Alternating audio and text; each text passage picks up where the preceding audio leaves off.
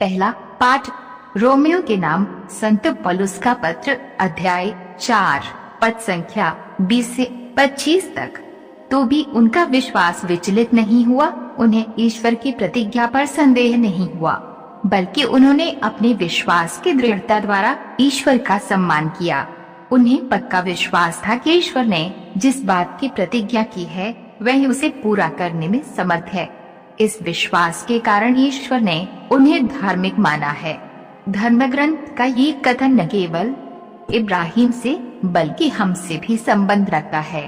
यदि हम ईश्वर में विश्वास करेंगे जिसने हमारे प्रभु ईसा को मृतकों में से जिलाया, तो हम भी विश्वास के कारण धार्मिक माने जाएंगे। वही ईसा हमारे अपराधों के कारण पकड़वाएगी और हमारी पाप मुक्ति के लिए जी उठे। यह प्रभु की वाणी है।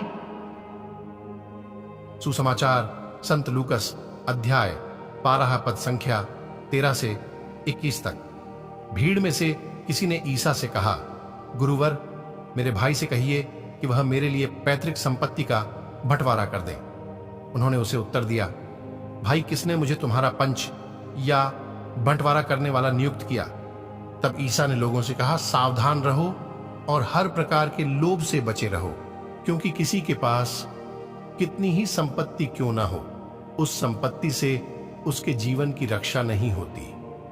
फिर ईसा ने उनको यह दृष्टांत सुनाया, किसी धनवान की जमीन में बहुत फसल हुई थी। वह अपने मन में इस प्रकार विचार करता था, मैं क्या करूं? मेरे यहां जगह नहीं रही जहां अपनी फसल रख दूं। तब उसने कहा, मैं यह करूंगा, अपने भंडार तोड़कर उनसे और बड़े भंडार बनवाऊंगा, उनमें अपनी सारी उपज और अपना माल इकट्ठा करूंगा और अपनी आत्मा से कहूंगा, भाई, तुम्हारे पास बरसों के लिए बहुत सा माल इकट्ठा है, इसलिए विश्राम करो, खाओ पियो और मौज उड़ाओ। परंतु ईश्वर ने उससे कहा, मूर्ख, इसी रात तेरे प्राण तुझसे ले लिए जाएंगे और तूने जो इकट्ठा किया है वह अब किसका होगा? यही दशा उसकी होती है जो अपने लिए तो धन एकत्र करता है, किंतु ईश्वर की दृष्टि में धनी नहीं है। यह प्रभु का पवित्र सुसमाचार है। मनन चिंतन। धनी बनने का मतलब सिर्फ ढेर सारा पैसा होना नहीं है। इसका अर्थ है दूसरों की तुलना में बहुत अधिक धन होना और विशेष रूप से अपनी आवश्यकता से अधिक धन होना। धन व्यक्ति को ईश्वर विहीन और हृदयहीन बना सकता है। मूर्ख धनी के दृष्टांत में मूर्ख धनी प्राप्त धन के लिए ईश्वर का आभारी होने के बजाय स्वयं को अपने धन का केंद्र बना लिया। वह मूर्ख धनी अपने दृष्टिकोण में ईश्वर विहीन था।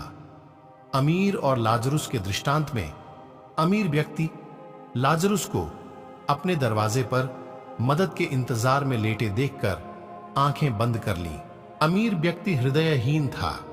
सुसमाचार में मनुष्य की वास्तविक चिंता कानूनी नहीं थी, असली समस्या तो उसका लालच था। यीशु मनुष्य को दिखाए कि वास्तव में अमीर कैसे बनना है, अर्थात ईश्वर के प्रति अमीर कैसे बनना है। लालच आपको केवल गरीब बनाता है, क्योंकि यह आपकी सारी ऊर्जा और ध्यान उस चीज में लगाता है जो आपके पास नहीं है। ईश्वर प्रचुरता और उदारता के बारे में है।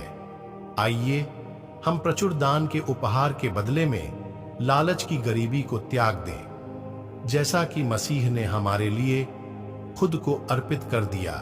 प्रिय विश्वासी भाई बहनों, आज का वचन धन और लालच के बारे में बताता है। प्रभु कहना चाहता है, जो तुम्हारे पास धन है वह किस काम का, जब तुम्हारा हृदय धनी नहीं है। न तुम उसको अपने साथ ले पाओगे तो फिर इस धन का क्या मूल्य। मेरे विश्वासी भाई बहनों, आइए आज हम धन से धनी नहीं, परंतु अच्छे कामों से, अच्छे कर्म से धनी बने। आज के वचन को सुनने वाले सभी भाई बहनों को परमेश्वर आशीष प्रदान करे। आमीन।